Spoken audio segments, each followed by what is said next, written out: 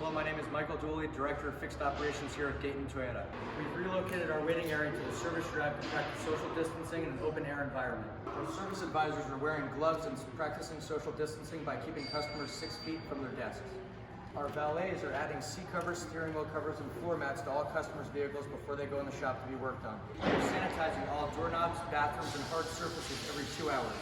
Our valets are also sanitizing all loaner vehicles after customer use. In the shop, our technicians are changing out their gloves after every vehicle they work on, cleaning our floors several times a day, and our technicians' work areas are being sanitized every 2 hours as well. Here at the Collision Center, we're also practicing social distancing by staying 6 feet away from our customers at all times.